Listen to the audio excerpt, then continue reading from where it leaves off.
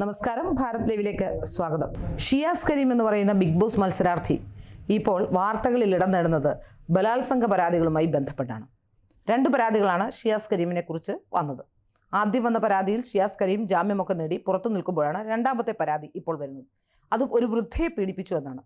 ഇത് പറഞ്ഞത് നമ്മളാരുമല്ല, ഷിയാസ് കരീം തന്നെയാണ്. ഇന്നലെ വന്ന് ഈ പരാതി വരുന്നു എന്ന് കേട്ടപ്പോൾ തന്നെ ആ സ്ത്രീക്ക് 60 വയസ്സുണ്ടെന്നും തൻ്റെ കുടുംബവുമായി വളരെ അടുത്ത് ബന്ധമുള്ള ആളാണെന്നും തൻ്റെ ഭാര്യയിൽ നിന്നാണ് പണം വാങ്ങിച്ചത് എന്നൊക്കെ പറഞ്ഞുള്ള ചില വാദങ്ങൾ മുന്നോട്ട് വെച്ചത്. കേസിൽ നിന്നും ഉണ്ടാകാവുന്ന അല്ലെങ്കിൽ മറ്റുള്ളവരിൽ നിന്നുണ്ടാകാവുന്ന വിമർശനങ്ങളിൽ നിന്ന് രക്ഷപ്പെടാൻ വേണ്ടിയാണ് ഷിയാസ് അപ്പോൾ ഒരു വീഡിയോ ഉണ്ടാക്കിയതെന്ന് വ്യക്തം. എന്നാൽ പിന്നീട് പുറത്തു വരുന്ന ഓരോ ഓഡിയോ ക്ലിപ്പുകളും നിങ്ങൾ കേൾക്കുക. ഇപ്പോൾ ഞങ്ങൾ പുറത്തുവിടുന്ന ഈ ക്ലിപ്പുകളിൽ നിന്ന് ഷിയാസ് കരീമിന് ആ കേസുമായി ബന്ധപ്പെട്ട് വളരെ കൃത്യമായി തന്നെ അതിൽ ഇടപാടുകൾ നടന്നിട്ടുണ്ട് എന്നും പണമടക്കം ആ സ്ത്രീയിൽ നിന്ന് വാങ്ങിയിട്ടുണ്ട് എന്നും ആ സ്ത്രീയുമായി വളരെ അടുത്തൊരു ബന്ധം ഷിയാസ് കരീം സൂക്ഷിച്ചിരുന്നു എന്നുമാണ് മനസ്സിലാക്കാൻ സാധിക്കുന്നത്. 60 വയസ്സുണ്ട്, തൻ്റെ അമ്മയുടെ പ്രായമുണ്ട് എന്നൊക്കെയായിരുന്നു ഇന്നലെ ഷിയാസ് കരീമിൻ്റെ വാദം. എന്നാൽ ഈ ഷിയാസ് കരീം പറഞ്ഞതെല്ലാം, അവർക്ക് 60 വയസ്സുണ്ടായിരിക്കാം, പക്ഷേ ഷിയാസ് കരീം പറഞ്ഞ എല്ലാം തൻ്റെ അമ്മയുടെ പ്രായമുള്ള സ്ത്രീയാണ് ഷിയാസ് കരീം ഉപയോഗിച്ചു കൊണ്ടിരുന്നത് പണത്തിനും ശാരീരികവുമായി എന്നുള്ളതാണ് നമുക്ക് ഈ ഓഡിയോകളിൽ നിന്ന് വ്യക്തമാകുന്നത്. ഈ ഓഡിയോകൾ നിങ്ങൾ കേൾക്കുക. അതെനിക്ക് തോന്നലാണ് നീ ആരുമില്ല, നീ ആരാന്ന് എനിക്കറിയാലോ. പിന്നെ നീ ചുമ്മാ കൊഞ്ചല്ല, മോന്തക്കിട്ട് അടിക്കൂട്ടോ. പിന്നെ നോമ്പോറെടുത്തണ്ടേ, പിന്നെ അവിടെ വർക്ക് എടുക്കുന്നുണ്ട്, പിന്നെ എക്യുപ്മെൻസിന് അഡ്വാൻസ് കൊടുക്കണം. അങ്ങനെ കോയമ്പത്തൂരിലും പോകേണ്ടി വരും ചിലപ്പോൾ നോമ്പിന്. മാഷാ അല്ലാ, ദുആ ചെയ്യട്ടാ. മറ്റേത് കിട്ടാണെങ്കിൽ അയക്കട്ടെ എനിക്ക്. ഈ ഒന്നിട്ട് പിന്നെ 10 തന്നായിട്ടാ ഒരുമിച്ച് തന്നാൽ മതി, അല്ലെങ്കിൽ പണി പാടും. അക്കൗണ്ടിലും വേണ്ട, മറ്റൊന്ന് തന്ന കയ്യിൽ പണിക്കാശ് പടപെടാന്ന് പണിയും ചെയ്ത് തീർക്കാലോ. പറയണ്ട, രാവിലെ തന്നെ ഒരു 30-35,000 രൂപ കൊടുത്ത് ഇന്നലെയും വീട്ടിലെ സൈഡിൽ പണിയെടുക്കുന്നുണ്ട്. പറയണ്ട, ഇപ്പോൾ തന്നെ ഒരു 1,00,000 രൂപ അടുത്തായി. എന്തൊരവസ്ഥയാണ് പഠിച്ച. ഫിനാൻഷ്യലി ഒന്ന് സ്റ്റഡി ആകുമ്പോഴത്തേനും വീണ്ടും ഓരോ പണികളായിട്ട് വരും വീട്ടിലെ. ഒന്നും പറയണ്ട, 1,00,000 രൂപ അത് എന്തിനാ പോയിന്ന് അറിഞ്ഞില്ല. അല്ല, ബാംഗ്ലൂര് ഞാനാകെ പെട്ടിക്കടി. എൻ്റെ ഒരു പൈസ ഒന്നുമില്ല. ആദ്യമാടത്ത് പറയാൻ പറ്റും എൻ്റെ ഒരു പൈസ ഇല്ല. അതിർമ്മ 30,000 രൂപയ്ക്ക് പണിയെടുക്കാമെന്ന് പറഞ്ഞ് തുടങ്ങിയതാ. ഇപ്പോൾ 1,00,000 രൂപ അടുത്തായി. പണിക്കാശ് വാങ്ങാൻ തേങ്ങ ഒന്നും പറയണ്ട. ഒന്ന് പോടി ഒന്ന് കൊഞ്ചാതെ എന്നെ വരില്ല എന്ന്. മരണം വരെ ഞാൻ പറഞ്ഞു, നീ എൻ്റെ മരണം വരെ, ഞാൻ നിൻ്റെ മരണം വരെ ഉണ്ടാവും. മരിച്ചു പിന്നെ നമ്മളാരും ശല്യപ്പെടുത്തില്ല. അങ്ങനെ കൊഞ്ചല്ലടി കൊഞ്ചല്ലേ. എനിക്ക് ഞാനും എൻ്റെ കുടുംബമല്ല, പിന്നെ ആരുള്ള ഞാനത് പറയാം. ഇപ്പൊ നിലവിൽ അത് പൊളിക്കും. നിർത്തടി ചലക്കാതെ. അതെ അതെ അതെ, ഞങ്ങൾ സെയിം പൈസ കട്ടാം. അതെ, വേറെന്താ പരിപാടി? ഇക്കുന്നൊക്കെ പുറത്ത് വെച്ച് ആരുടെ മുമ്പിൽ വെച്ച് വിളിക്കുന്നട്ടാ. ഓക്കെ, ഷിയുന്ന് പറയും, ഷിയു ഒരെണ്ണം വാങ്ങിച്ചിടാൻ പറഞ്ഞോ ഓരോരുത്തർ. ഇതിന് വിലയുള്ളതാണേ, 20,000 രൂപ ഉണ്ട്. അപ്പോൾ ഒരെണ്ണം ആ വിലയുള്ള സൺഗ്ലാസ് ഒരെണ്ണം വാങ്ങിച്ചിടാൻ പറ. വിലയുള്ളണ്ട വയ്ക്കണേ. ഓക്കെ, എന്തായാലും അയക്കേ.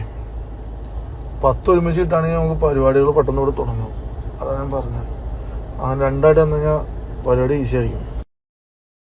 ഇൻഷാ അല്ലാ, അത് ജിമ്മ് എന്തായാലും ഞാൻ സെറ്റാക്കി. ഞാൻ നിൻ്റെ 20,00,000 രൂപ അത് തീർക്കണം എന്ന് എൻ്റെ മനസ്സ് പറഞ്ഞാൽ ഇൻഷാ അല്ലാ അത് തീർക്കും എന്ന് പ്രതീക്ഷിക്കാം. ഇനിയിപ്പോൾ കുറച്ച് പൈസ കൂടുതലാണെങ്കിൽ നമുക്ക് നീ എന്തായാലും ചെയ്തു തന്നെന്നുള്ളൂ.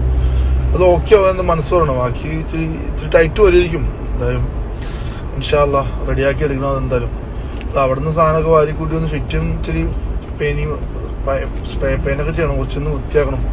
അതൊക്കെ ചെയ്തൊന്ന് സെറ്റാക്കി എടുക്കണം ഇൻഷാ അല്ലാ. ഓക്കെ, അത് അക്കൗണ്ട് വഴി 1,00,000, 10,00,000, 5,00,000 അല്ലെങ്കിൽ 20,00,000 ഇടുമ്പോൾ ഒരു സോഴ്സ് ചോദിക്കും. അതിനുമ്പോ നമ്മളെന്ന് പറഞ്ഞാൽ നീ എനിക്ക് പൈസ തന്നിട്ട് ആവശ്യത്തിന് മാത്രം അക്കൗണ്ട് ഇടുക, എന്നിട്ട് അത് അപ്പോൾ തന്നെ ട്രാൻസ്ഫർ. അപ്പോൾ നമുക്ക് പറയാലോ ജിമ്മിൻ്റെ വർക്കിൻ്റെ പൈസ അങ്ങനെ പറയാൻ പറ്റും. അതങ്ങനെ ചെയ്തോളൂ. അങ്ങനെ ചെയ്താൽ നല്ലത്, അല്ലെങ്കിൽ റിസ്ക് എടുക്കാൻ പറ്റില്ല എനിക്ക് കേട്ടോ. ശരി, നോമ്പ് സ്റ്റാർട്ട് ചെയ്യാം ഇൻഷാ അല്ലാ. ഓക്കെ ഞാൻ ടാക്സ് അടയ്ക്കാന്ന് ഇപ്പോൾ അടയ്ക്കണം, അല്ലെങ്കിൽ പണി പാടും. നീ പൈസ ആയിട്ട് തന്നായിട്ടോ, അത് അക്കൗണ്ട് വേണ്ട, അക്കൗണ്ട് ട്രാൻസ്ഫർ ചെയ്യുമ്പോൾ നമുക്ക് ട്രാൻസാക്ഷൻ കാണിക്കണം, നമുക്ക് ഭയങ്കര ഇതൊക്കെ ഇതിൻ്റെ ലീഗൽ ഇത് കാണിക്കണം. അല്ലാതെ ചെയ്താൽ നമുക്ക് അല്ലാതെ ചെയ്യുമ്പോഴാണ് നല്ലത്. ശരി, എനിക്ക് 10 ലക്ഷം രൂപ എനിക്ക് അക്കൗണ്ടിൽ വേണ്ട, കൈ തന്നാൽ മതി. കാര്യം അക്കൗണ്ടിൽ വെച്ച് കഴിഞ്ഞാൽ നമുക്ക് അത് അടയ്ക്കണം, ജിമ്മോട് കഴിയുമ്പോൾ അത് അടയ്ക്കണം, അല്ലെങ്കിൽ ചിലപ്പോൾ എനിക്ക് പണി കിട്ടും. ഞാൻ ഒന്നും പറയാനില്ല. ശരി, എക്യുപ്മെന്റ്സിന് കുറച്ച് അഡ്വാൻസ് കൊടുക്കാന്നാ. ഓക്കെ ശരി. ഒരു സമയത്ത് എത്ര രൂപ നമുക്ക് ട്രാൻസ്ഫർ ചെയ്യാൻ വലിക്കാൻ പറ്റും ATM ൽ നിന്ന്? 1 lakh എടുക്കാൻ പറ്റുമോ ഒരു ദിവസം? എനിക്ക് ആ പേഴ്സണൽ ലോൺ ഒന്ന് ക്ലോസ് ചെയ്യണം. അത് 5 ലക്ഷത്തി സംതിങ് ഉണ്ട്, അത് ക്ലോസ് ചെയ്യണം. അത്രേ ഉള്ളൂ, വേറെ പ്രശ്നമൊന്നുമില്ല. വേറെ പിന്നെ നമ്മുടെ കാർ ലോൺ, ഹൗസ് ലോൺ, അത് അടച്ചടച്ച് പോയിക്കോളും. ജിമ്മിൻ്റെ പണി തുടങ്ങണം ഈ ദിവസങ്ങൾ. നോമ്പിനൊക്കെ പണി തുടങ്ങണം. വയറിങ്ങും പ്ലംബിങ് അങ്ങനെയുള്ള പരിപാടികളൊക്കെ പെയിൻറ്റിങ്ങൊക്കെ ചെയ്യണം. നോക്ക്, ഹെൽത്ത് ഈസ് വെൽത്ത്. നിങ്ങൾ ഹെൽത്ത് ശ്രദ്ധിക്കട്ടാ. അതായത് എന്ത് ചെയ്യാനാ? മറ്റേ എന്തായി മറ്റേ ഫണ്ടിൻ്റെ കാര്യം? ഞാൻ ഫോട്ടോ എടുത്തല്ലോ, അവരെടുത്തിട്ടുണ്ടാവും. ഞാൻ നോക്കട്ടെ, അയച്ചാം. വേറെ വിശേഷം? എവിടെയുള്ള എന്തായാലും എല്ലാം ഓക്കെ അല്ലേ? കുറച്ച് ഇത് വേണ്ടിയിട്ടോ, നമ്മൾ തുടങ്ങാൻ പോണ പരിപാടി, പണി തുടങ്ങാനുള്ള പരിപാടിയാണ്. നീ അത് എനിക്ക് തന്നാൽ മതി പൈസ ആയിട്ട്. അക്കൗണ്ടിൽ ഉണ്ടോ? കാരണം ഈ ട്രാൻസാക്ഷൻ മറ്റേ ഇത് GST ഇഷ്യൂ വരും. തന്നാൽ മതി. ഞാനത് പതുക്കെ പണി 10 തന്നാൽ മതി. അപ്പോൾ പണി തീർക്കാൻ പറ്റും. റെഡിയാക്കി പൈസ വേണത് എന്തായാലും റെഡിയാണ് ഇൻഷാ അല്ലാ. ഓക്കെ, സെറ്റ് ചെയ്യണം കേട്ടോ. ഞാൻ ബാക്കിയുള്ള കാര്യങ്ങളൊക്കെ ചെയ്തോളാം. ജിമ്മിൻ്റെ പരിപാടികളെല്ലാം ഓൾറെഡി സെറ്റ് ചെയ്തിട്ടുണ്ട് ഇൻഷാ അല്ലാ. അപ്പോൾ അതൊന്നും വിഷയമല്ല, അത് പണി നടക്കുന്നുണ്ട്. ബാക്കിയുള്ള കാര്യങ്ങളൊക്കെ സെറ്റാണ്. പൈസ ഫണ്ട് ഇടി നമുക്ക് അതൊക്കെ മെഷീൻ അഡ്വാൻസ് കൊടുക്കാം. പിന്നെ അങ്ങനെ ചെറിയ പരിപാടികളൊക്കെ സെറ്റ് ചെയ്യാം. വേറെ കുറച്ച് പരിപാടികളൊക്കെ ഉണ്ട്. കുറച്ച് മാറ്റിന് അഡ്വാൻസ് കൊടുക്കണം. പിന്നെ അവിടെയുള്ള കുറച്ച് പെയിൻറ്റിങ്ങും പ്ലംബിങ് വയറിങ്ങൊക്കെ ചെയ്യാം. ചെയ്ത് കഴിഞ്ഞാൽ പതുക്കെ മെഷീനുകൾ നമുക്ക് മാറ്റാം. ഒരു 2 ആഴ്ച അവർക്ക് അവധി കൊടുത്തു കഴിഞ്ഞാൽ നമുക്ക് മെഷീൻ മാറ്റി പരിപാടി സ്റ്റാർട്ട് ചെയ്യാം. നോമ്പ് കഴിഞ്ഞാൽ ഇൻഷാ അല്ലാ ഉദ്ഘാടനം വെക്കണം, മാളിനെ വരുത്തിക്കാം. എൻ്റെ നല്ലതിനും ചീത്ത സമയത്തും നല്ല സമയത്ത് എപ്പോഴും കൂടെ ഉണ്ടായാൽ മതി. സപ്പോർട്ടായിട്ട്, താങ്ങായിട്ട്, തണലായിട്ടും. അതിനിടയിൽ എന്ത് നടന്നാലും നമുക്ക് ബോണസ് അത്ര തന്നെ. എനിക്ക് ഒരു കുഴപ്പമില്ല. നീ എപ്പോഴും എൻ്റെ മരണം പോലെ ഉണ്ടാവും. ഞാൻ ഫസ്റ്റ് വരയ്ക്കുകയാണെങ്കിൽ നീ എൻ്റെ സന്തോഷത്തിനോടെ ഉണ്ടാവും, മണ്ണിടാനൊക്കെ ആയിട്ട്. നീ വരയ്ക്കുകയാണെങ്കിൽ ഞാൻ ഉണ്ടാവും, അത്ര മതി. അവൾക്ക് ഒരു കുഴപ്പമില്ല. ഞാൻ പറഞ്ഞ അങ്ങനെയല്ല, ശ്രദ്ധിക്കും എന്ന് പറയണേ. ദിവസം അനീറ്റ നമ്മുടെ അപ്പൂൻ്റെ ഗേൾഫ്രണ്ട്, അവളെന്ന് പറഞ്ഞു നജുമാനെ ഫ്ലാറ്റ് സ്റ്റാറ്റസ് ഫുള്ള് ഷിയാസ്കിയാന്ന് പറയും. അപ്പോൾ ഞാൻ പറഞ്ഞു എന്നെ ഭയങ്കര ഇഷ്ടമാണെന്ന് പറഞ്ഞു. അപ്പോൾ ഇത് മാറി ചോദിച്ചു, അവൾക്ക് നജുമാക്ക് വലിയ ബോയ് ഫ്രണ്ട് വല്ലതും ഉണ്ടോ, ഇടയ്ക്ക് തന്നെ ഈ ലവിൻ്റെ സ്റ്റാറ്റസ് കിട്ടുന്നത്. അപ്പോൾ ഞാൻ പറഞ്ഞാൽ പ്രാന്താന്ന് പറഞ്ഞു, അത്രേ ഉള്ളൂ.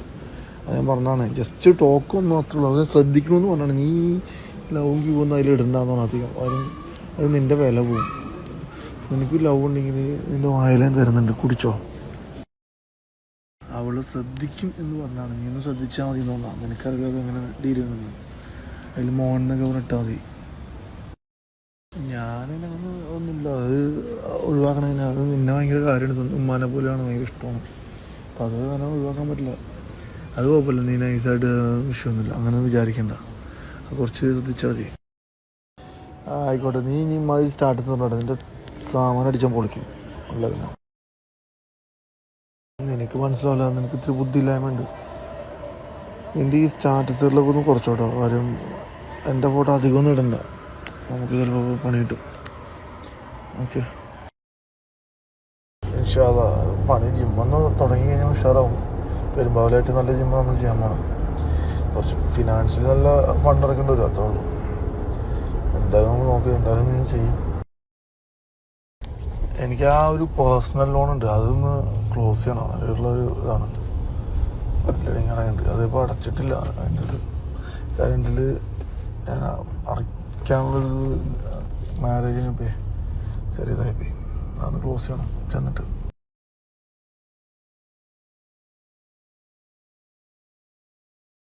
എനിക്ക് പെരുമ്പാവൂരിലെ ഏറ്റവും വലിയ ജിമ്മാണത്. സൂപ്പറായിട്ട് ചെയ്യണം ഇൻഷാ അല്ലാ.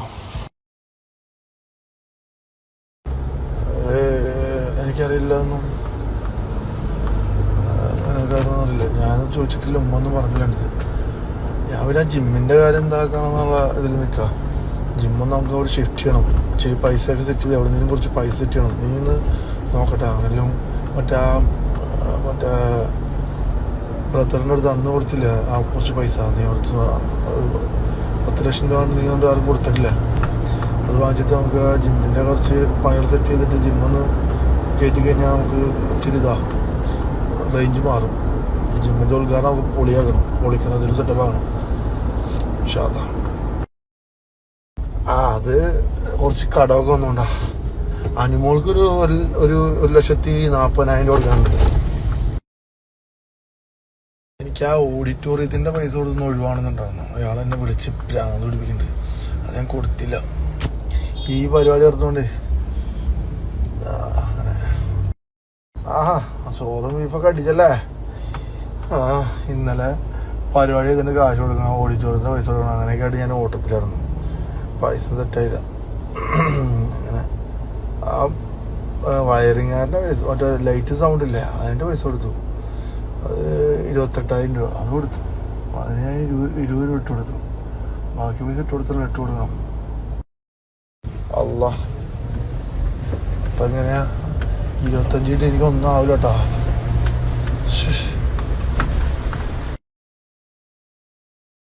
ഫുഡ് കൺട്രോൾ ചെയ്യുന്നുണ്ട്. പക്ഷെ ഇപ്പം എന്താ പറയുക, ഈ ഇരുന്ന് തീറ്റിച്ചതിന് കൊല്ലുക. ഈ ജിമ്മിലൊക്കെ സ്റ്റാർട്ട് ചെയ്യുന്ന വർക്കൗട്ടൊക്കെ. പിന്നെ എന്തായി കാര്യങ്ങൾ നാളെ ഇടുവോ? ഞങ്ങൾക്ക് ഭ്രാന്ത് അടിച്ചിരിക്കുക. ഒന്നും പറയണ്ട. അവിടുന്ന് ഇവിടുന്നൊക്കെ കുറേ പൈസ അങ്ങോട്ടും ഇങ്ങോട്ടും വാങ്ങിച്ച് അങ്ങോട്ടും ഇങ്ങോട്ടും കൊടുക്കുക, അങ്ങോട്ട് കൊടുക്കുക. എനിക്ക് മടുത്തു. ഞാൻ ഫോൺ എടുക്കാറില്ല. ഓടിച്ചോടത്തിൻ്റെ ആൾക്കാരും കാറ്ററിങ്ങിൻ്റെ ആൾക്കാരും വിളിക്കും. ഞാൻ എടുക്കില്ല ഫോൺ. എന്ത് തിരക്ക്? നിനക്ക് വോയിസ് അയച്ചിടാനോ ഇതിലിടാൻ പാടില്ലേ? ഒരു തിരക്കില്ല. എൻ്റെ അടുത്ത് പറയുക വോയിസ് അയക്കുക, അത്രയില്ല. നിനക്ക് നിൻ്റെ ഇഷ്ടത്തിന് നീ ചെയ്ത് അത്രയല്ല. നീ എന്നോട് പറഞ്ഞൊന്നുമില്ല എന്തിനാണോ അതൊക്കെ നിൻ്റെ ഇഷ്ടം ചോദിച്ചു. ആയിക്കോട്ടെ, നമ്മൾ ആരും ഇഷ്ടത്തിനൊന്നും എതിരേക്കുന്നില്ലേ. പിന്നെ വിഷമം പറഞ്ഞിട്ട് എൻ്റെ അടുത്ത് വന്നിട്ട് കാര്യമില്ല. മോങ്ങിയുണ്ട്. ഉംറ ചെയ്തിട്ട് വീട്ടിൽ പോകാതെ ബാംഗ്ലൂർ പോയതിൽ ഞാൻ യോജിക്കുന്നില്ല. ഉംറ ചെയ്ത് വീട്ടിൽ പോയിട്ട് ഉമ്മാനെ കാണണം. എന്തായാലും മോശമായിപ്പോയി. നിങ്ങളുടെ ഇഷ്ടത്തിന് ചെയ്യുന്നില്ല, നിങ്ങളുടെ ഇഷ്ടം ചെയ്തോ, കുഴപ്പമില്ല. എനിക്കത് ഞാൻ യോജിക്കുന്നില്ല. ഉംറ ചെയ്തിട്ട് നിങ്ങൾ വീട്ടിൽ പോകാതെ ബാംഗ്ലൂർക്ക് പോയതിൽ ഞാൻ യോജിക്കുന്നില്ല. അത് നിങ്ങളുടെ ഇഷ്ടത്തിന് ചെയ്തതാണ്. പക്ഷെ എനിക്കതിൽ യോജിക്കുന്നില്ലാത്ത കാര്യമാണ്. ഉംറ ചെയ്ത് നിങ്ങളുടെ പുറകെ പോകണമല്ലോ. ഉമ്മാനെ പോയി കണ്ട് ആ സംസം വെള്ളവും അതെല്ലാം കൊടുത്ത് എന്നിട്ട് എൻ്റെ മംഗലത്തിന് ഒന്നായിരുന്നു. ബാംഗ്ലൂർ പോയി എന്തെങ്കിലും ആട്ടെ കാണിക്കും. ശരി, ഓക്കെ, ഞാൻ പറയാനുള്ളത് പറഞ്ഞു. അത് ഞാൻ യോജിക്കുന്നു. നെജുമ്മ, അത് ഞാൻ യോജിക്കുന്നില്ല. നെജു, നീ നിൻ്റെ ഇഷ്ടത്തിന് ഇങ്ങനെയുള്ള കാര്യങ്ങളൊക്കെ ചെയ്തിട്ട് നമ്മൾ അങ്ങനെയാണ് ഇങ്ങനെയാണ് പറഞ്ഞിട്ട് കാര്യമില്ല കേട്ടോ. എന്തായാലും ശരിയാവട്ടെ. എനിക്കറിയാൻ സമ്മതിക്കില്ല കേട്ടോ. നാട്ടിൽ പോകാം. ഞാൻ 20-ാം തീയതി കോഴിക്കോട് വരുന്നുണ്ട്. അപ്പോൾ ഞാൻ കളക്ട് ചെയ്തോളാം ഇൻഷാ അല്ലാ. ഓക്കെ, ഞാൻ കാസർഗോഡ് മറ്റേ കേസില്ല. ഞാൻ 20-ാം പറഞ്ഞില്ലേ, അവള് നല്ല കുട്ടിയാ, പാവാണ്. അവർക്ക് സ്നേഹം കിട്ടാത്തതിനൊരു ബുദ്ധിമുട്ടുള്ളൂ. ഞാൻ അത് കൊടുക്കും. നിൻ്റെ സപ്പോർട്ടും ദുആയുണ്ടെങ്കിൽ തന്നെ പകുതി ഓക്കെയാ. നെജ് എൻ്റെ കൂടെ ഉണ്ടായാൽ മതി ഇൻഷാ അല്ലാ. എനിക്ക് ആ ജിമ്മ് ചെയ്യണം മോളെ. ആ ജിമ്മ് ഉഷാറാക്കണം. കല്യാണത്തിന് ശേഷം ഗംഭീരാക്കണം. ഈ പൈസ നീ വേണ്ടാത്ത ആളുകൾക്ക് ആർക്കും കൊടുക്കണ്ട കേട്ടോ. പൈസ നമുക്ക് ആവശ്യമുള്ളതാണ്. വളരെ കെയർഫുള്ളായിട്ട് ചെലവാക്കണം. 2 ലക്ഷം എപ്പോൾ കിട്ടും? ആ കാറ്ററിങ്ങിനും മറ്റേ ഓഡിറ്റോറിയത്തിനും കൊടുക്കാം. 16-ാം തീയതി ഞാൻ പോവും. മഹർ ഞാൻ എടുത്തിട്ടില്ല. എന്ത് ചെയ്യുമെന്ന് അറിയിക്കണം. അവൾക്കൊരു ഐഫോണെങ്കിലും വാങ്ങിച്ചു കൊടുക്കുന്നുണ്ടായിരുന്നു സമ്മാനമായിട്ട്, ഗിഫ്റ്റ്. അത് ഞാൻ വാങ്ങിച്ചിട്ടില്ല. ഞാനിപ്പോൾ എവിടെ നിന്ന് കടമൊക്കെ വാങ്ങിക്കേണ്ടി വരും എന്നുള്ള ഒരു വിഷമമാണ്. തല കുനിക്കുന്ന എനിക്ക് ഇഷ്ടമല്ല. ആൾക്കാരുടെ മുമ്പിൽ വീണ്ടും വീണ്ടും വീണ്ടും തല കുനിച്ചിട്ടിരിക്കുക. നാട്ടിലൊന്നും നമുക്ക് നീ എന്തിനും കുറച്ച് ഫണ്ട് സെറ്റ് ചെയ്യാം. എന്നിട്ട് ആ കുറേ ഇപ്പോൾ ഞാനെന്താ പറയുക, എന്ത് ചെയ്യുന്നു ഇവിടെ വല്ലതും കിട്ടാൻ വേണ്ട. മറ്റേ എന്തിനും പൈസ ഒന്നും കിട്ടാൻ വേണ്ട. ഒരു 1-2 ലക്ഷം രൂപ അതെ, മറ്റത് എത്ര ദിവസം കഴിയുമ്പോൾ കിട്ടുമെന്ന് പറഞ്ഞേ? പൈസ അവൻ ചോദിക്കാത്ത അവൻ നീ അവനോട് ചോദിക്കി. എനിക്കിങ്ങനൊരു 10 lakh rupees ആവശ്യമുണ്ട് മുജി, അർജന്റാണ്. അങ്ങനെ നീ അവന് മെസ്സേജ് അയക്കി, വോയിസ് ഇങ്ങനെ എനിക്കൊരു 10 lakh rupees ആവശ്യമുണ്ട്, അത്യാവശ്യമാണ്, എനിക്ക് മുജി ഒന്ന് അയച്ചു തരൂ, ഞാൻ കുറച്ച് ദിവസം കഴിയുമ്പോൾ തിരിച്ചിടാം എന്ന് അവനോട് പറയാം. അവൻ എന്താ പറഞ്ഞു നോക്ക്. 15-ാം തീയതിക്ക് മുന്നേ പർച്ചേസ് ചെയ്യണം ഗോൾഡ്. കാര്യം 16-ാം തീയതി ഞാൻ പോവില്ലേ, 15-ാം തീയതിക്ക് ഉള്ളിൽ പർച്ചേസ് ചെയ്തിട്ട് പോകണം ഇവിടുന്ന്. ഓക്കെ. അതെ, എന്തായി? റൂമിൻ്റെ പൈസ ചോദിക്കുന്നുണ്ട്. പിന്നെ എനിക്ക് ആ ഭ്രാന്ത് പിടിക്കുന്ന ജോ. എനിക്ക് എൻ്റെ നെജുമ സുന്ദരി അവരെക്കാളൊക്കെ. നീ മഹറൊന്നും പറയണ്ട, നീ ഒരു 10 ലക്ഷം രൂപ നീ എനിക്കത് പറയണ്ട, ഒരാവശ്യമുണ്ട് 10 ലക്ഷം രൂപ എന്നാണ് ചെയ്യും. ഇങ്ങനെ വാങ്ങിച്ചാൽ എനിക്ക് ഭ്രാന്ത് പിടിക്കുന്നുണ്ട്. മാഷാ നടക്കട്ടെ. എനിക്കാണെങ്കിൽ ടെൻഷനായിട്ട് പോയിട്ട് രക്ഷയില്ല. മുത്തേ, നീ മഹറൊന്നും പറയണ്ട, നീ എനിക്ക് ഒരു 10 ലക്ഷം രൂപ നീ എനിക്കത് പറയണ്ട, ഒരാവശ്യം. ഇവിടെ പ്രത്യേകിച്ച് വർക്കൊന്നുമില്ല, വർക്ക് ഭയങ്കര, ആർക്കും വർക്കില്ല, അതാണ് പ്രശ്നം. ചെറിയ എന്തിനാ കിട്ടിയെന്ന് ഈ റൂമിന് റെന്റ്, ഫുഡ് എല്ലാം കൂടി ആകെ പെട്ടു ഞാൻ പണ്ടാറങ്ങണ്ട്. എന്താ ചെയ്യാം, ഒരു പൈസ വയ്ക്കുന്ന നോട്ടില്ലാര്. നല്ല കാര്യം, ഉമ്രേ ചോദിട്ടെ എനിക്ക് വേണ്ടിയിട്ട്. പിന്നെന്തായാലും എല്ലാം ഓക്കെ അല്ലേ? ഇട്ടാൽ മതി, അത് ഒരു ഇട്ടാൽ മതി. ബാങ്കിൻ്റെ മഹറിൻ്റെ ആണോ അപ്പോൾ എന്ത് ചെയ്യുന്ന അറിയിക്കണം. ഞാൻ എന്തായാലും ആ 10 ദിവസം ഫ്രീ ആണ്. ഉമ്ര ഞാൻ അങ്ങനെയുള്ള സെറ്റ് ചെയ്ത് തന്നെ പോയി ചെയ്യാം ഇൻഷാ അല്ലാ. കല്യാണം കഴിഞ്ഞിട്ട് നെക്സ്റ്റ് ഇയർ ഓള് ദുബായിൽ ഓള് ജോലിക്ക് പോയി കഴിഞ്ഞിട്ട് ഞാൻ ദുബായിൽ നേരെ അബുദാബി അങ്ങോട്ട് സൗദിയിലേക്ക് വന്നിട്ട് 10 ദിവസം ഉമ്രയും പരിപാടി കഴിഞ്ഞിട്ട് ഇൻഷാ അല്ലാ കൺഫേം. മറ്റേത് അയച്ചായിരുന്നോ? അവൻ ഈ ഏരിയയിൽ, കറാമ ഏരിയയിലൊക്കെ അവിടെ റൂമുണ്ടോന്ന് വെച്ചേക്ക്. ഭയങ്കര പൈസ ആവോ? എൻ്റെ കടയിൽ അധികം നിനക്കറിയാലോ. നീ നോക്കിയിട്ടൊന്ന് പറയട്ടോ. ഇവിടുന്ന് ബാലൻസ് എത്ര പൈസ കിട്ടും? അത് ഞാൻ വാങ്ങിക്കണോ അതോ എന്താ ചെയ്യണ്ടേ? നമ്മളെന്തായി മറ്റേ കാര്യം? നീ മുജീനെ പോയി കാണാം. അവൻ അങ്ങനെ ഒഴിവാക്കണമെന്നായിരിക്കില്ല, അവനെന്തിനും ഒരു ടെൻഷൻ ഉണ്ടാവും. പക്ഷെ അതൊന്ന് പോയി കണ്ടു നോക്ക്, എന്താ പറഞ്ഞു നോക്ക്. നിനക്കപ്പോൾ എന്നെ വേണ്ടല്ലോ? ആയിക്കോട്ടെ, ശരി എന്നാ കേട്ടോ. Okay, bye. പറ കുഴപ്പമൊന്നുമില്ല, ശരി എന്നാ. ഇപ്പം എന്നെ വേണ്ടല്ലേ? ഞാൻ പെണ്ണിട്ട് നിനക്ക് റെസ്റ്റ് ഒന്നും ഉണ്ടാവില്ല കേട്ടോ. ഞാൻ ഇടയ്ക്കിടയ്ക്ക് അങ്ങോട്ട് വരും നല്ല ഭക്ഷണം കഴിക്കാൻ വേണ്ടിയിട്ട്. അത് മതി, എന്നെക്കാൾ വലുതാരും വേണ്ട. ശരി, അതാണ്, അത് കേട്ടാ മതി. വേഷമൊന്നുമില്ല, കല്യാണത്തിന്റെ പൈസ, മഹർ, അതൊക്കെ ആലോചിക്കുമ്പോൾ ചെറിയൊരു ടെൻഷൻ ഉണ്ട് എനിക്ക്. അത് കുഴപ്പമൊന്നുമില്ല, ശരിയാക്കും. പക്ഷെ അതവിടെ എന്തെങ്കിലുമൊക്കെ ചെയ്തെങ്കിൽ കുറച്ച് മഹർ വാങ്ങിച്ച് എനിക്ക് ഓളെ കെട്ടണം. അങ്ങനെ എനിക്കും വേണ്ട ഒരു ജീവിതമൊക്കെ. എനിക്ക് എൻ്റെ കൊച്ചിനെയൊക്കെ എടുത്തൊരു പൊന്നാരിപ്പിക്കണ്ടേ?